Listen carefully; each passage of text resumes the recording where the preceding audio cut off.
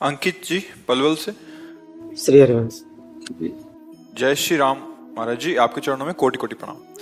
प्रभु जी, मेरा प्रश्न ये है कि क्या हम अपने दिमाग को इतना तेज कर सकते हैं कि कोई भी चीज को एक बार सुने फिर उसे कभी ना भूलें? ब्रह्मचर्य, ये ब्रह्मचर्य से हो सकता है, और तो इतनी सामर्थ्य नहीं है। ये ब्रह्मचर्य में होता है, या पूर्व का कोई तप, जैसे छोटे से बालक में देखा जाता है भारी स्मृति, भारी ज्ञान, वो पूर्व का उसका तप है, भजन है। तो अभी जन्मा 5 वर्ष का है, 6 वर्ष का है, वो बड़ा ज्ञान उसको है, वो पूर्व का उसका स्टॉक है। पर इस जन्म में हम स्मृति को अगर, तो वो ब्रह्मचर्य ही है। अगर हम ब्रह्मचर्य का नाश करेंगे तो स्मृति नहीं रहेगी। एक सीधा उत्तर है, आपका खान पान ठीक हो, आपका ब्रह्मचर्य ठीक हो, सात्विक भाव हो, तो स्मृति जागृत हो जाएगी। लेकिन गुरुदेव महाराज, मैं तो मतलब शादीशुदा हूँ गुरुदेव। मेरी तो ब्रह्मचर्य धर्म पूर्वक गृहस्थी में भी तो रहा जाता है। शादीशुदा का मतलब बेविचारी थोड़ी होता है। देखो, जो शास्त्रीय पद्धति है तो संतानोत्पत्ति के लिए आदेश है, उसको नियम पूर्वक अगर निर्वाह किया जाए तो एक पत्नी व्रत रखने वाला, धर्म से चलने वाला, और वैसे शास्त्रीय पद्धति प्रत्येक मासिक धर्म के बाद, जो 10 दिन के बाद संतानोत्पत्ति के निमित्त समस्त देवताओं और भगवान को नमस्कार करके वो गृहस्थ ब्रह्मचारी में, तो उसमें स्मृति के, देखो स्मृति का नाश एक काम ही कर देता है। कामा संजायते क्रोधा, क्रोधा स्मृति विभ्रमा, और स्मृति भ्रंशात बुद्धिनाशो, और बुद्धिनाशात प्रणश्यति।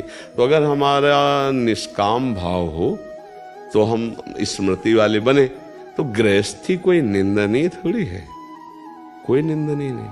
देखो, हम जब शास्त्रों में पढ़ते हैं तो गृहस्थ जनों ने, जिनके बड़े बड़े धर्मात्मा संतानें हुई, उनकी बात, काफी दिनों तक ब्रह्मचर्य रह करके संयम से फिर गर्भाधान हुआ और फिर ब्रह्मचर्य से रहे, तो उनकी संतानें बड़ी प्रज्ञावान, बड़ी विवेकवान धर्म।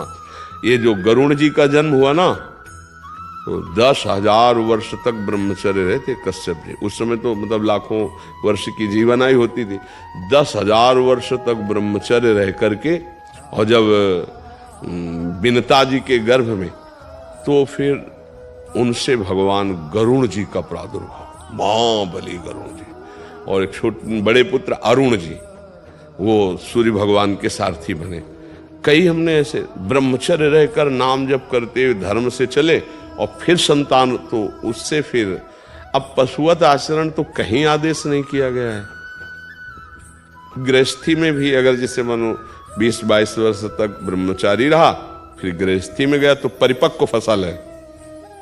जैसे गेहूं गलेथ में हो, काट ले तो एक दाना नहीं मिलेगा, और परिपक्व फसल हो जाए तो कुंतलों अनाज सालों खाते रहो, ऐसा अनाज पैदा हो जाए। तो ऐसे वीर भी परिपक्व होता है, ब्रह्मचर्य भी। जैसे 20 से 25 वर्ष तक बिल्कुल ब्रह्मचर्य रहे बाल्यावस्था से, फिर गृहस्थ में जाए तो परिपक्व फसल है, संतानोत्पत्ति, फिर संयम से जीवन, तो वो महात्मा ही है, वो ब्रह्मचारी भी है। एक पत्नी व्रत धर्म पूर्वक चलने वाला, वो बेविचारी नहीं कहा जाता। वो गृहस्थ कोई निंदनीय नहीं, वो बंदनीय है। अब हम लोग पैदा कहाँ हुए? गृहस्थों से ही तो ये ना। कोई भी परम बड़े बड़े परमहंस कहाँ पैदा हुए? धन्य है वो माता पिता, वो भी तो गृहस्थी में थे, जिनके बड़े बड़े महापुरुष प्रकट हुए। तो क्या गृहस्थी कोई निंदनीय बात थोड़ी है? अगर बच्चा संयम से चले तो, अब संयम को नष्ट कर दे तो फिर चाहे गृहस्थी में ना जाए तो भी नष्ट हो जाएगा। बहुत प्रकार है।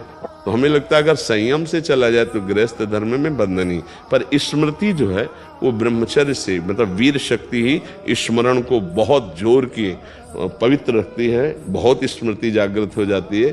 पर ब्रह्मचर्य पर महत्व दे। अब ऐसा थोड़ी कि कोई मनमानी आचरण करे। क्यों बच्चा?